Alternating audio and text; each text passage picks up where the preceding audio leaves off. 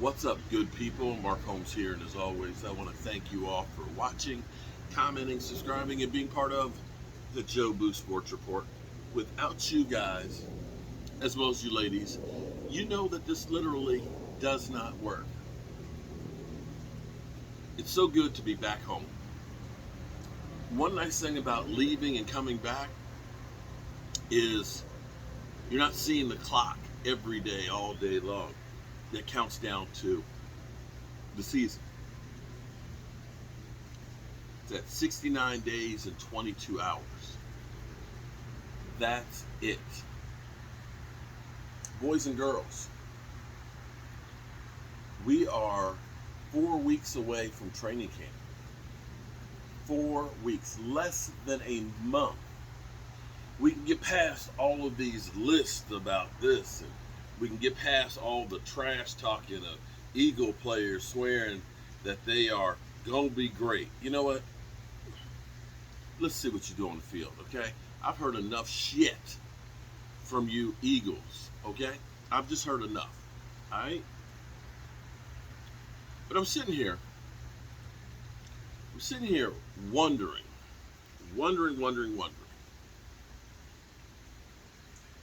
The Cowboys with Stephen Jones, for a while there we had an all-pro punter that said we don't have money to pay him. Okay? We had Cedric Wilson. I'm sorry about yawning. I sleep really good at home in my bed, but, I have to have the right pillows. I got to have 3 pillows, but they need to be the thin pillows. The pillows at the hotel are real fluffy and thick, and one's not enough, 2's too much, and I just can't get to sleep right. And I've worked my ass off. Have you seen the Bigfoot sighting where I'm literally pushing a chimney over? Yeah, I worked my ass off. So I think I deserve a few yawns, so forgive me. That's the first lightning bug I have seen this year. I was just saying to myself, have the lightning bugs disappeared? Are they going away the way bees are? I'm glad to see that we still have one. And the reason why they flash is because they're looking for a mate. That lightning bug's horny. Anyway, I digress. So, we eventually brought up the punter back, got him signed. Okay. We couldn't keep Cedric Wilson because we said he was going to be too much money. We ended up creating cap room with D-Law after you pissed him off, right? Got a better deal with him. We got rid of Lyle Collins and so on. And we did all these moves because we said we can't afford to pay people, right? So now we're like top 5 in actually cap room, $22.5 million. We know that Von Miller wanted to come here. We know Bobby Wagner wanted to come here. But they ain't spent any of it. We got rid of Amari Cooper because, again, they said we can't afford him. Well, technically, we have $6 million of dead money for Amari Cooper, which, by the way, is more money than the cap hit that the Cleveland Browns are taking on him. So, if the Cowboys aren't planning on doing anything with this money, and understand all the big name free agents are gone, pretty much anybody you get here on out is going to be desperate to get a team. They just want to play and get a contract. So it's not going to be a big contract unless you are trading for somebody. The Cowboys aren't giving up draft capital. They are too high on those. So technically,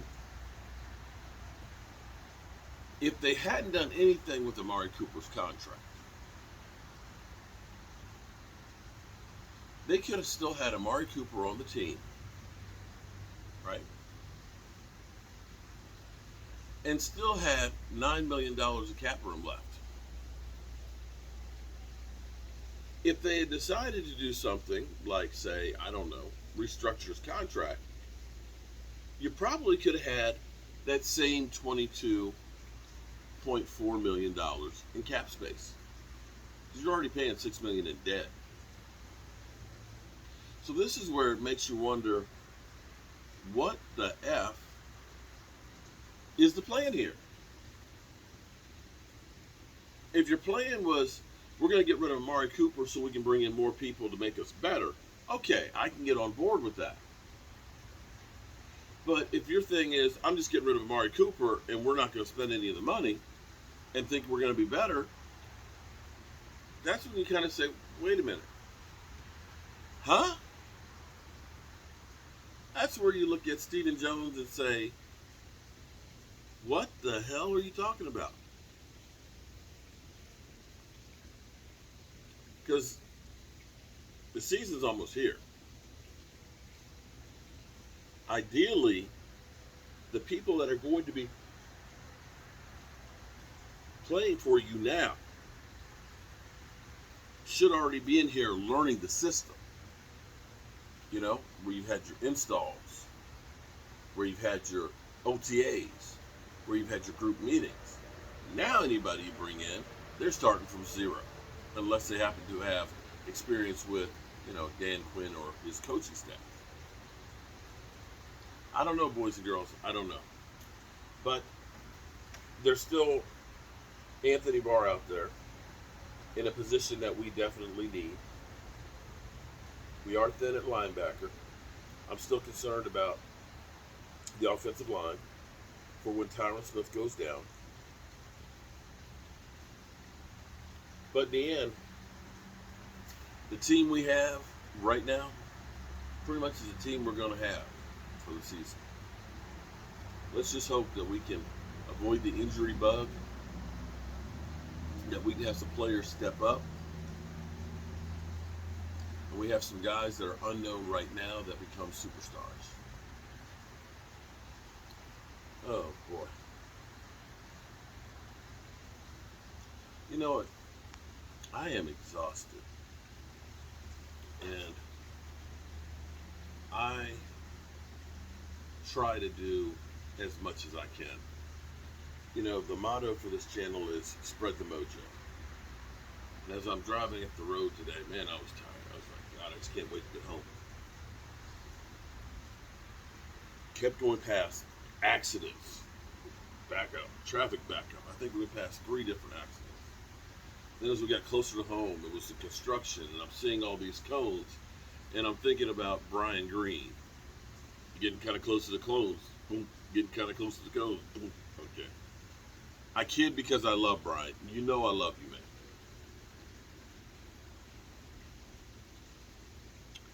But as I was sitting here, thinking about working on this red brick house, it's like, why are you doing this thing? This is hard work. It's crazy. And I realize I'm doing it because nobody else will. And because that house is part of our history, 200 years. 200 years. When that place was built, there was only 21 states in the union. Railroads hadn't been invented. They started digging a canal from Washington, D.C.